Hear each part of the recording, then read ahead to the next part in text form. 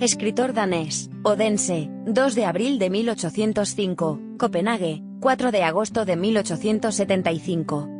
Según el propio autor, su vida misma parece salida de un cuento. De origen humilde, hijo de un zapatero pobre, a los 14 años se trasladó a Copenhague para abrirse camino en el mundo del teatro.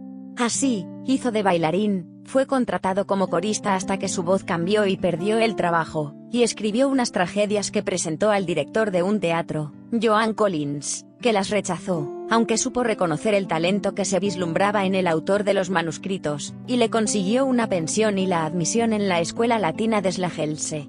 Allí estuvo 3 años, de los que el autor conservó un penoso recuerdo por la dureza del aprendizaje. Sin embargo, fue en Slagelse donde escribió su primera obra maestra, El niño moribundo, 1827. Obtuvo el título de bachiller y publicó por cuenta propia un poema en prosa de carácter fantástico, Caminata desde el canal de Olmen hasta la punta oriental de Amager, 1829. Se matriculó en la universidad y en 1830 emprendió un viaje por Europa, gracias a una beca del Estado. A partir de este momento los viajes fueron una constante en su vida, y generaron una serie de impresiones escritas como En España, 1863. Además de novelas, El improvisador, 1835, Per, El afortunado, 1870, poesía y teatro, La mulata, 1839, El rey sueño, 1840, La nueva habitación de la parturienta, 1840, escribió una autobiografía, Mitt Livs Eventyr, La aventura de mi vida, 1855, y sobre todo las diversas series de cuentos maravillosos Eventyr, 1835-1872, inspirados en el folclore y en leyendas nórdicas, La reina de las nieves, El pequeño elfo, La sirenita, si bien la mayoría fueron fruto de su imaginación. Características de sus cuentos son la gran fantasía que anima a los personajes, dota de rasgos y cualidades humanas a los árboles, las flores, los animales y las cosas, la pastora y el desollinador, y la sensibilidad de las historias, que a menudo reflejan su vida, como El soldadito de plomo, que recuerda su desgraciado amor por la cantante Jenny Lind, o la parábola con tintes autobiográficos El patito feo, que con el tiempo se convierte en un precioso cisne. Aunque escritos para niños, los cuentos encierran una lección para los adultos, el traje nuevo del emperador, y un sentimiento de dolor ante la muerte, la sombra, el compañero de viaje, la pequeña vendedora de fósforos. La filosofía del autor está basada en la comprensión, en la lucha por la vida, los triunfadores son siempre los humildes y los pacientes. Sus cuentos han sido traducidos a numerosas lenguas, y gracias a ellos Hans Christian Andersen es universalmente conocido, y considerado un clásico de la literatura infantil.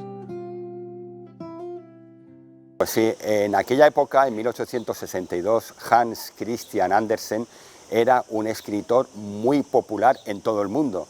Además, incluso sus cuentos, porque fundamentalmente es conocido por sus cuentos, han llegado hasta hoy en día. Si yo nombro que Andersen escribió La sirenita, o escribió El patito feo, o escribió El soldadito de plomo, pues vemos que son unos cuentos que han pasado del siglo XIX al XX y al XXI y que hoy en día siguen teniendo vigencia y hasta han sido pues luego pasados a dibujos animados. Pues bien, Hans Christian Andersen tenía interés en visitar España. Entró desde Francia por la Junquera, estuvo en Cataluña, luego en Valencia, y de Játiva marchó a Almansa, y ya en Almansa cogió el tren, porque hacía 4 años que se había inaugurado el tendido férreo entre Madrid y Alicante, como también vamos a comentar en otro momento.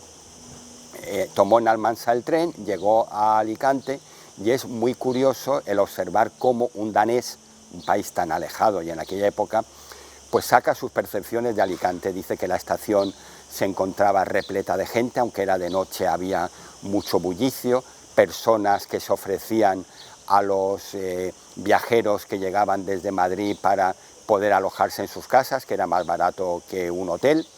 Luego él estuvo en uno que se encontraba al final del Paseo de la Reina, que era la Fonda de Bosio, que era Rambla de Méndez Núñez, actualmente esquina con la calle Duque de Zaragoza, y además llegaba hasta la plaza de Chapí, donde está el teatro principal. Allí dice que le dan unas uvas riquísimas, estamos hablando de finales del verano, y además observa que los vinos alicantinos son muy buenos, y sobre todo llega a decir que nunca había vivido una noche tan clara, tan serena y tan luminosa como la que había percibido en Alicante. Hace un recorrido por la ciudad, habla de unas fiestas en las afueras, visita la colegiata entonces de San Nicolás, se pasea y le sorprende la actividad del puerto, el que hubiera consulado de Dinamarca, su país natal, en Alicante, y que además se encontrara por la calle a muchos marineros daneses con los que podía hablar. Para eso fue una sorpresa en aquella época encontrarse con daneses paseando por los alrededores portuarios de Alicante. Y luego todo eso lo plasmó en un libro que se llamó Un viaje por España, y donde también pues narra que en lo que se refiere a la provincia de Alicante, estuvo en Elche, se asombró de ver el palmeral más grande de Europa, y también visitó camino de Murcia, Orihuela. Dice que recordaba grandes monumentos como la catedral y como el palacio episcopal, él lo llama arzobispal, pero la diócesis de Orihuela no ha tenido arzobispo sino obispo, y sin embargo cuenta aquello. Queda en mi memoria pero un poco diluido, no sé muy bien detallarlo sobre el papel, pero lo que mejor recuerdo me trajo de Orihuela fue la fenomenal comida que tomé. Él no da más datos, pero habla de unos platos sensacionales, de una gastronomía riquísima, y que el mayor recuerdo que se llevó de Orihuela fue el de la comida. Y además recordando que era una zona de una huerta, como lo es hoy en día, muy rica, había verduras, había frutas, había hortalizas, y en aquella época también predominaba el trigo. ¿Por qué predominaba el trigo? Porque el pan era fundamental en la base alimenticia de la gente de la segunda mitad del siglo XIX.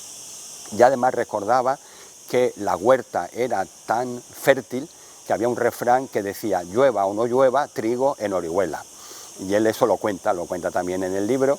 Y bueno, y para aquellas personas que puedan acceder a este viaje por España de Hans Christian Andersen, pues resultaría tremendamente formativo y además curioso el ver la visión que un escritor tan popular del momento pues tenía de Alicante y de algunos municipios de su provincia. Pues sí, porque fue muy importante. Es que Andersen en aquella época era uno de los escritores más populares del mundo, no ya de Dinamarca o de Europa, sino del mundo. Y sin embargo, pues luego aquello ha pasado un poco desapercibido. Alicante no recuerda a Andersen, no hay ninguna calle con su nombre, y yo creo que en su momento pues fue muy destacado para dar a conocer en la ciudad de Alicante pues el que un escritor de la talla de Hans Christian Andersen pues viniese y hablase de ella. Intercomarcal Televisió. Per a tu, per a tots.